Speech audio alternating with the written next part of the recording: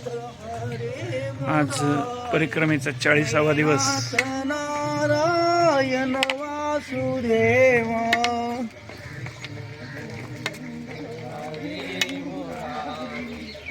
आणि या 40व्या दिवशी महेश्वर मधून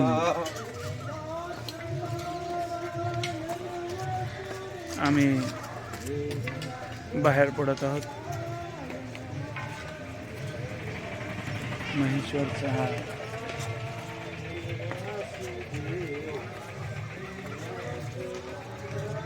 दरवाजा बाहेर पडण्याचा मुख्य दरवाजा पलीकडे आहे. या ठिकाणी असे हे 2 बुरुज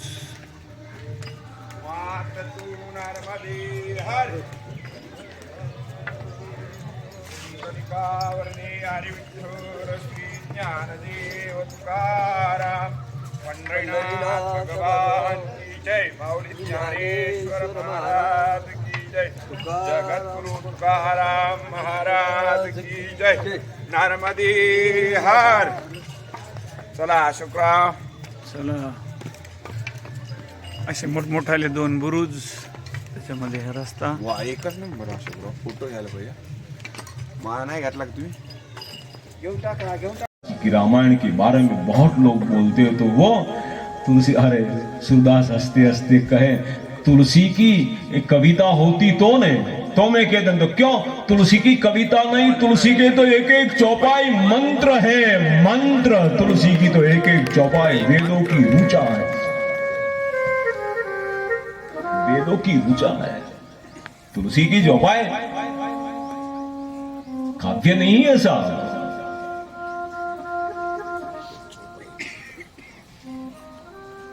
अहो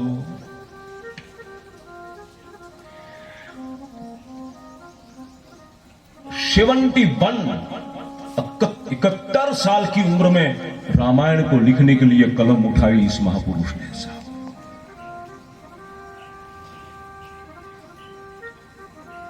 जीवन के सारे अनुभव उसमें निचोड़ दिए.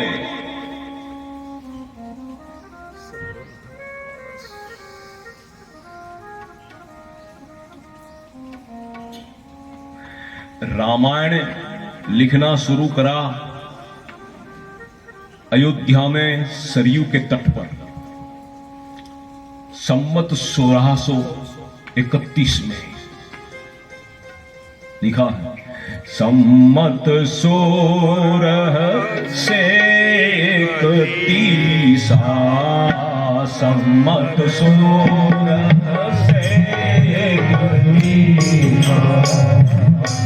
मत 1631.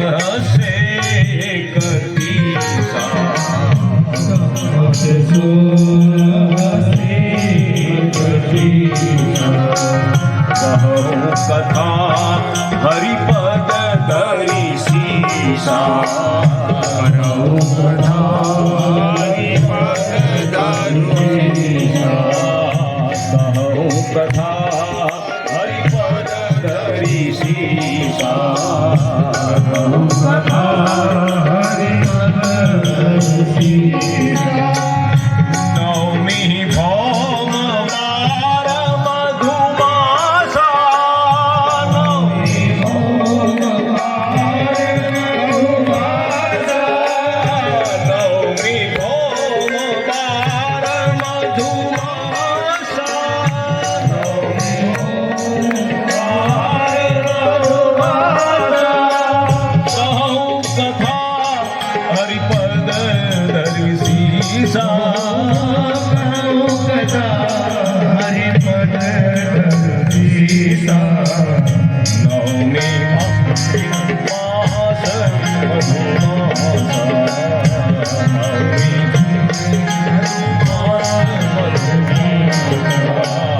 अवधपुरी चरित प्रकाशा. अवधपुरी चरित प्रकाशा. अवधपुरी चरित प्रकाशा. अवधपुरी चरित प्रकाशा. बराबर त्रेता युग में भगवान का जो जन्म चैत्र शुक्ल नवमी के दिन और भौमवार मतलब मंगलवार को भगवान, उस समय जो नक्षत्र चलता था, उस समय जो योग था, उस समय जो ग्रह तिथि जो थी ज्योतिष, वही समय, वही टाइम, वही ग्रह, वही नक्षत्र, वही योग सम्मत 1631 में कलयुग में आया और तुलसी ने कलम उठाई और ये राम कथा लिखना चालू कर दिया।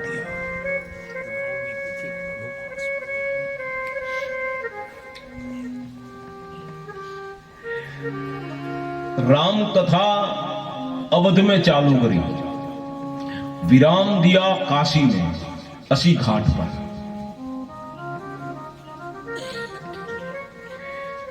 गोस्वामी जी ने कवितावली नाम की रामायण में लिखा है, मैं कई बार बोला कि नौलियो और सांप दोनों कहीं एक जगह पे मिल जाए, अपने आश्रम में बहुत है।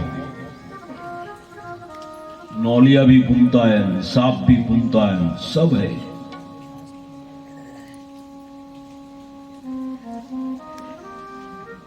दोनों मिल जाए तो झगड़ा होता जाए, उन दोनों के बीच में भयंकर वैर है। मिल जाए तो झगड़े, बिना झगड़ा रह ही नहीं सकते। लगभग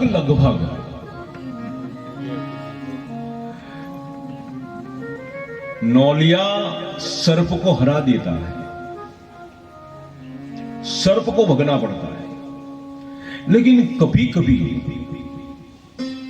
नकुल, नौलिया चुप जाए, असावधान रह जाए तो सर्प जरा भी चुपता नहीं, तुरंत डस देता है। तो नौलिया को विष न चढ़े ऐसा नहीं है, लेकिन नौलिया कोई एक औषधि को पहचानता है, वो औषधि के पास पहुंच जाता है। वो औषधि खा लेता हो कि औषधि सूंघ लेता हो, जो करता हो, लेकिन वो औषधि के पास पहुंच जाए, उसका उपयोग कर ले तो फिर वो विष से मुक्त हो जाता है, उसको विष असर नहीं करता है। आप जरा ध्यान से सुनो। गोस्वामी जी ने कवितावली में लिखा है कि संसार सर्प है, मैं नौलिया हूं। मेरा और संसार का युद्ध चलता रहा। तुलसीदास जी अधिकांश कहीं रहे हो तो अयोध्या जी में और काशी में, ये दो भूमि पर गोस्वामी जी ने बहुत भजन करा। ये दो भूमि पर भगवंत की आराधना बहुत करी। तो गोस्वामी जी कहते हैं कि मैं अयोध्या में रहा या काशी में रहा, लेकिन संसार सर्प ने मेरे साथ बहुत युद्ध करा और भगवत कृपा से मैंने संसार को पराजित करा, बार बार उनको हराया। लेकिन गोस्वामी जी के अंतिम मैं हूं तो जीव ना, तो कभी कभी मुझसे थोड़ी असावधानी रही, कभी कभी मैं चुप गया, कभी कभी मैं असावधान व्याध्यान रहा, तो संसार सर्प ने मुझे डसने का छोड़ा नहीं, संसार सर्प ने मुझे भी काटा। लेकिन जब संसार ने मुझे काट दिया, डस दिया, तो मेरे पास भी एक औषधि थी। जैसे नकुल पहुंचा, मेरी औषधि न अयोध्या में थी, मेरी औषधि न काशी में थी, तो मेरी औषधि चित्रकूट में थी। तो गोस्वामी जी कहे तुलसीदास जी अयोध्या में, काशी में रहे, लेकिन राम दर्शन तुलसी को न काशी में हुआ है न अयोध्या में हुआ है, राम दर्शन तुलसी को चित्रकूट में हुआ है। इसलिए कहता है मेरी औषधि चित्रकूट में थी। सकल भये अनुकूल, चररु अचर हर्ष जुत, राम जन्म सुखमूल। योग, लग्न, ग्रह, वार, तिथि, बाबा बाबा जी के सब मंगलमय होने लगा, सब आनंदमय होने लगा। जगत का बाप कौशल्या के वहां आने की तैयारी करने लगा। और गोस्वामी जी महाराज कहते हैं बराबर चैत्र महीना लग गया, शुक्ल पक्ष लग गया, नवमी की तिथि आ गई। बाबा जी के सूर्य नारायण भगवान बराबर आकाश में मध्याह्न में आ गया। अभिजीत नाम का नक्षत्र आ गया। अरे नवमी तिथि मधुमास पूरी, ओ नवमी तिथि मधुमास पुनीता, सुबल पक्ष अभिजीत हरिप्रीता, सुबल पक्ष अभिजीत हरिप्रीता, माध्य दिवस अति शीतल, मध्य दिवस अति शीतल, पावन काल लोक विशेरा, पावन काल लोक विशेरा। स्वामी जी महाराज के बराबर भगवान का जन्म का समय आ गया। न तो बाबा जी के सांझ का समय था, न प्रात का मध्याह्न का समय था। और गोस्वामी जी महाराज के नवमी तिथि लग गई थी। अभिनीत नाम का नक्षत्र था, शुक्ल पक्ष था। आज सरयू उछाला मार मार कर बहने लगी। आज धरती हरियाली हो गई, धरती की गायों थनगनाट करने लगी। गोस्वामी जी महाराज के साधुओं का दिल नाचने लगा। हिमालय में हजारों साल की समाधियों में बैठने वाले साधुओं ने समाधि छोड़ दी और कहने लगे हम हजारों साल उसको प्राप्त करने के लिए आंख बंद कर बैठे हैं, वो आज अयोध्या में प्रकट होने जा रहा है। और साधुओं अपनी सिद्धियों के द्वारा सीधा अयोध्या में प्रकट होने लगे। योगी लोग भगवान का दर्शन करने के लिए दौड़ दौड़ धाम हो गई। आकाश में देवताओं का विमान मंडलाने लगा, अपचराए नाच गान करने लगी। अब बाबा जी के चारों ओर जय हो जय हो जय हो का नाद होने लगा। महाराज वशिष्ठ जी, मां कौशल्या खुशखुशाल, महाराज दशरथ जी का सीधा अंग फड़कने लगा, सीधी आंख फड़कने लगी। जय हो जय हो जय हो जय हो का नाद होने लगा। भारत की सभी नदियां सरयू में आने लगी। गंगा, यमुना, सरस्वती, कावेरी, गोदावरी सभी नदियां सरयू में। सरयू बोली भाई क्या बात है, आज मेरे यहाँ भारतवर्ष के सभी तीर्थ, गंगा यमुना बोली सरयू आज तेरी जैसी भाग्यशाली कोई नहीं। तो क्यों? जिस चरण में से मैं जन्म दिलाया है, जिस चरण से मैं प्रकट हुई, वो चरण आज तेरे यहाँ आ रहा है। जगत का बाप आ रहा है, जगत का मालिक आ रहा है, सरयू भगवान आ रहा है। सरयू नाचने लगी। जय हो जय हो जय हो का नाद होने लगा। और गोस्वामी जी महाराज के बराबर मध्याह्न का टाइम आ गया, बराबर ईश्वर का प्रागट्य का समय आ गया। लग गया मंगल बाबा जी के दशे दिशाओं में जय हो जय हो जय हो का नाद होने लगा। दशे दिशाओं बंद थी और मेरा बाप मां कौशल्या के दरबार में चत्रभुज धारण करके भगवान प्रकट हो गया। भगवान चत्रभुज रूप में आ गया। और गोस्वामी जी कहे मां कौशल्या ने अपना चेहरा बदल दिया और बोले मैंने तो जगत का तू तो बाप बनकर आया, मैंने तो बेटा बनकर तुझे बुलाया। भगवान हंस गया। भगवान हंसते हंसते बोले मां क्या चाहती है? बेटा बन जा बेटा। भगवान ने तुरंत अपनी भुजाओं को समेट ली, दो भुजा वाला हो गया। मां ने कहा अब नहीं तो अभी बड़ा है तू, इतना थोड़ा बड़ा होता है। भगवान छोटे हो गए। अब मां नहीं, अब थोड़ा और छोटे हो, अब छोटा। ऐसा कर कर भगवान बिल्कुल छोटे हो गए और बच्चा जन्म के समय हो ऐसा। और भगवान बोले अब मां, भगवान के वारे जन्म के समय छोरा बोलता है क्या? जन्म के समय बड़ी बड़ी बात करता है क्या?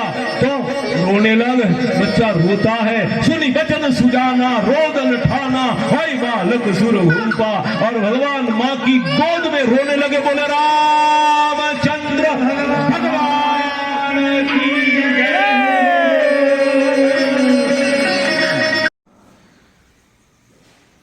मित्र हो, नर्मदे हर आज परिक्रमेचा 40वा दिवस आणि आज आम्ही रंगधाम आश्रम मंडलेश्वर महेश्वरून निघाल्यावर फक्त 7-8 किलोमीटर या ठिकाणी चाललो.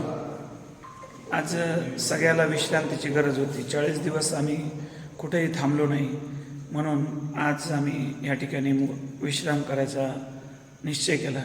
आज एकादशी असल्यामुळं आज थोडंसं कमी चालावं आणि आश्रम आहे या ठिकाणी द्वारकादासजी बापू म्हणून आहेत, त्यांचे रामकथा या ठिकाणी चालू होती.